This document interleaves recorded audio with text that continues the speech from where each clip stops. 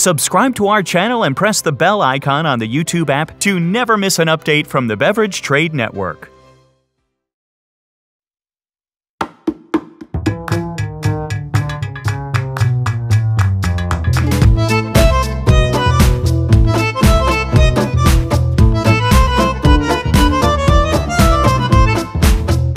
My name is Matt Stamp. I am a Master Sommelier based here in Napa. I passed my Master Sommelier exam in 2011, and I am now the co-owner of Compline Wine Bar and Restaurant in downtown Napa.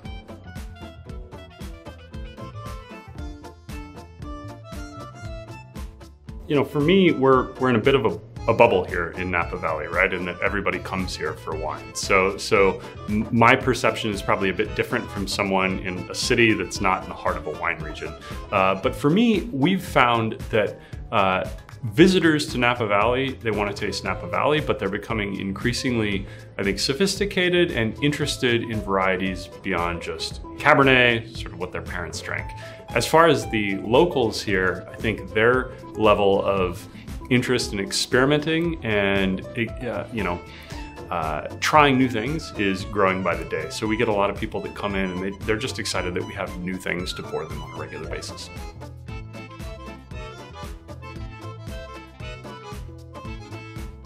And so we have really two separate programs here. We have a retail wine list, and then we have our cellar for the restaurant. And we keep those kind of church and state, always separate.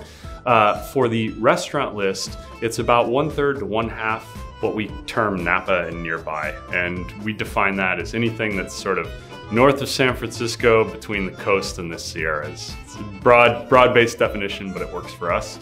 The retail program is a bit different. That's about 90% international, 10% local. And the reason for that is our retail program, we try to keep that bottle price at below $35. That's a hard price point for Napa Valley in particular. But the aim of our retail program in general is for that kind of Tuesday night bottle, that person who wants to discover something new but doesn't want to be on the hook for a $45 or a $50 bottle of wine.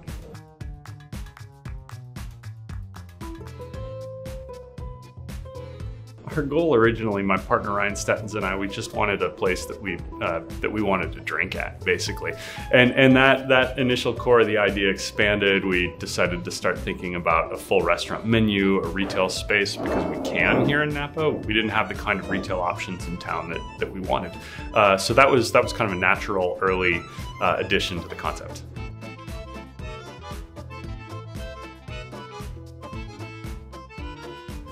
Yeah, so our chef Yancey Winsberger is super talented.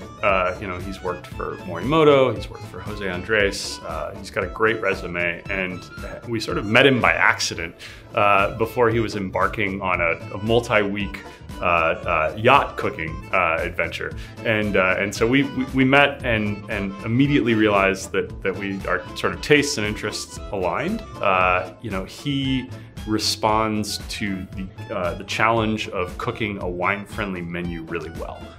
We're not so interested in specific pairings here. If you have this dish, you have to have this wine. Only this wine will work and accent this dish correctly. We find that to be a little dated, and especially in a casual environment like this, we just want foods that'll work and cooperate with a lot of different wines that we pour by the glass or in the bottle.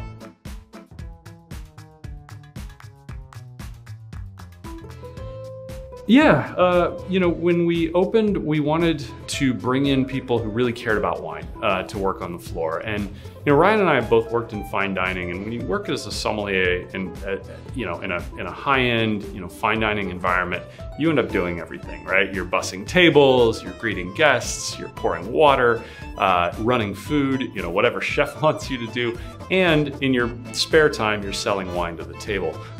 We really wanted to take that idea, where the sommelier is sort of the jack of all trades. They certainly know the wines, they know how to sell the wines, but they really are responsible for captaining the entire experience. We took that to heart when we opened, and we wanted people who really cared about advancing their wine career, their wine knowledge to be here. And we're really happy. Our opening team, one of our opening staff sommeliers left. He's now on the floor at Bennu. One's now the head somm at Lazy Bear. One's at Angler in the city. So we've seen a great crop of people come through here, and we're really happy with our current staff too. Some really, really great people on the floor.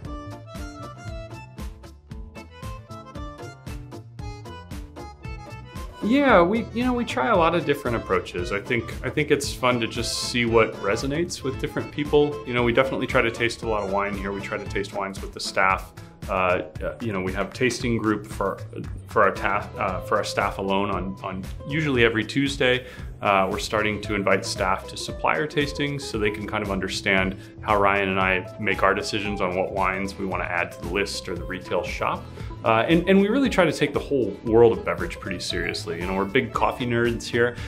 So we had one of our baristas from Sight Glass, the San Francisco roaster that we use, was out a few weeks ago to kind of walk us through some single origin coffees, some brewing methods. We use teas from the Rare Tea Company in the UK, and had a Skype session with Katarina Wilke from England about a month ago, talking us through teas. So we really kind of take beverage seriously. We serve a local cheese board from Schock Brothers down in Salinas in California. They've got 80 head of cattle. Bo Schock was up here last week talking to the team. So we really try to involve people involve our staff in the relationships, get them to really understand why it is that we do things. Why do we take this so seriously? Why is the AeroPress extraction for coffee a minute 10 seconds, not a minute 30? That kind of thing is really important to us.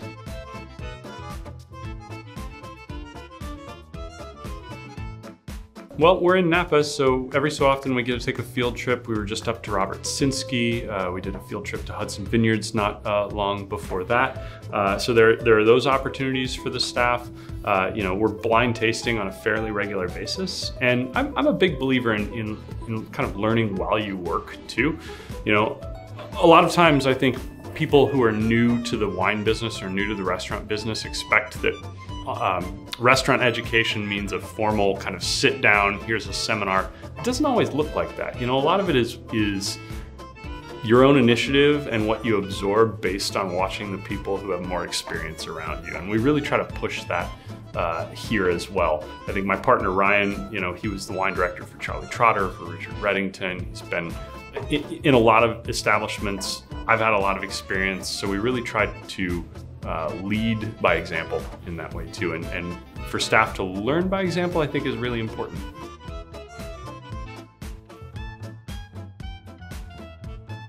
We have about 175 SKUs in retail right now, and our goal with the retail selection is to have that rotate almost completely every 3 months or so. So we really try to push new, change, evolution in the retail shop because it just keeps it fresh and interesting. There are certainly favorites. We have a champagne shelf. Champagne shelf is the only part we kind of cheat on in terms of that upper price point. We have some champagnes for $50 or $75. And there are some there that we'll always keep on because they're just, crowd favorites. But in general, we really try to push this idea of change in retail.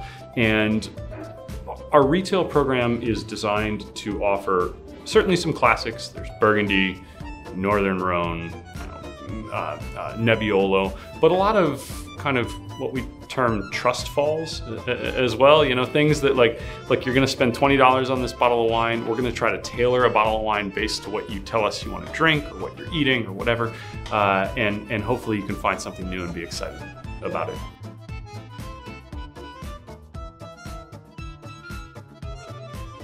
It's a lot harder to find good value in Burgundy than it is in Bordeaux these days. There's a lot of unsung heroes in Bordeaux, satellite appellations, and Burgundy's so much smaller. But for me, I think if you're looking in France, I think the periphery is always worth looking at, whether that's going further out to Savoie, further south to Languedoc, Roussillon, certainly the Loire Valley is always a hotbed of values. But even beyond that, just, looking at other countries in Europe, Spain always has a lot of great value wines, especially reds. I think that Greece is a great spot for value whites. I think that Eastern Europe is coming alive, whether that's Croatia or Hungary. There's a lot of really interesting stuff out there. And that's to say nothing of New World countries that are doing a lot of awesome things as well.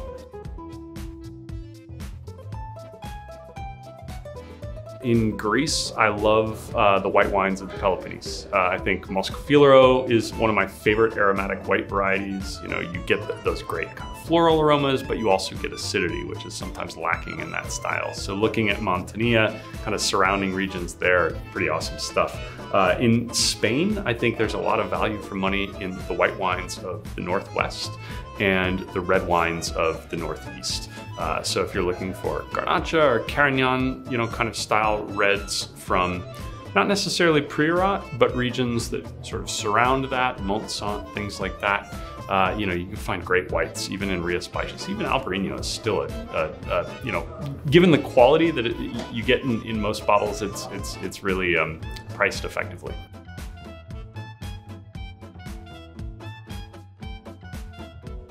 Maybe I'll answer that from a restaurant perspective because everybody's markups are a little different. But for us, we find that the real trigger pulls in the restaurant tend to be those wines between $60 and $85. You know, we can sell Saint Joseph at that price point all day long, but once you start to creep up into Cornas at $100 or $110 on the list, it starts to sit a bit longer. So I think that a lot of people are really happy to spend that kind of $60 to $80 price point, at least here for us in downtown Napa.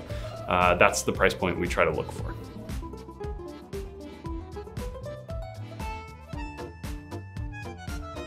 Well, I do live here. You know, I love Napa Valley. I grew up in Nebraska. I moved to California about 10 years ago and wanted to make my home here. I was traveling in my career for the Guild of Sommeliers, putting a lot of miles on planes, and the idea of a home base sounded great at the time. I'd worked and run my family's restaurant prior to moving into wine education. I've worked for other restaurants as well, and I think I got out of it long enough to remember all the things I loved and forget all the things that are challenging. So yeah, as far as why here in downtown Napa, I think that in the valley, this is the most interesting, most kind of vibrant part to be in. You know, it's filled with younger professionals. You can still kind of afford to live down here. It's not as insular or as provincial as it can sometimes be up valley. You get more of a, cosmopolitan feel down here in downtown Napa. A lot of the newer restaurants. It's an exciting place to be.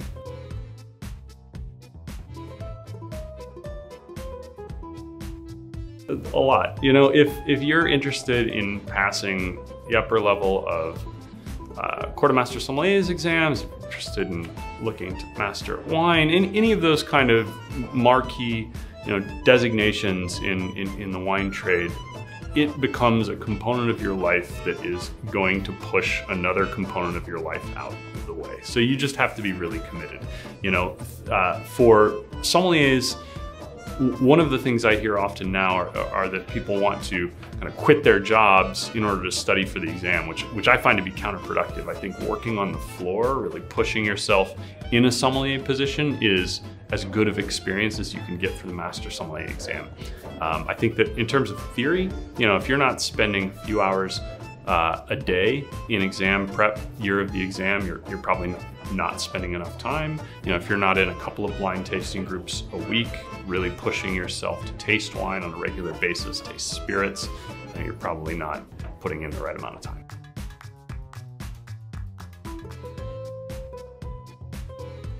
We brought this wine in not long ago. It's a project which sort of bears the overarching title Black Sheep Vines, but this particular label is called Holus Bolus. It's a Roussanne from a little bit further south of us. It's Santa Maria Valley. It's 2017 vintage, and it's actually from a vineyard called Bien Nacido, which is quite famous, probably one of the most special single vineyard sites in that AVA down in Santa Barbara. This is made by a couple, Peter and Amy. Amy's an MW. They've been making wine down in the Lompoc Wine Ghetto since 2003. And so Lompoc Wine Ghetto Lompoc is the city of arts and flowers, which I find really interesting. It's a very kind of ugly industrial city, and the Lompoc Wine Ghetto is this collection of industrial buildings where a lot of winemakers down there have sort of collectivized to, you know, their production facilities. Anyway, this is Roussanne. It's 100% Roussanne from the vineyard. It's done in neutral oak, and it is a lovely wine. You know, we get a lot of people coming in here who do want to drink California wines, local or local-ish. And this is a nice alternative to Chardonnay. It's a kind of richly textured, concentrated style of Roussanne, but it has this great kind of lemony tart acidity that finishes it off. So it's sort of the best of both worlds. It gives you that richness and fullness that you want from, you know, white wine if you're a Chardonnay lover, but it stays really balanced through the finish. There's this energy to the wine that makes it great for the table. It's Matt Stamp, Master Sommelier and co-owner here at Compline Wine Bar in downtown Napa. Thanks for tuning in to sommelierbusiness.com.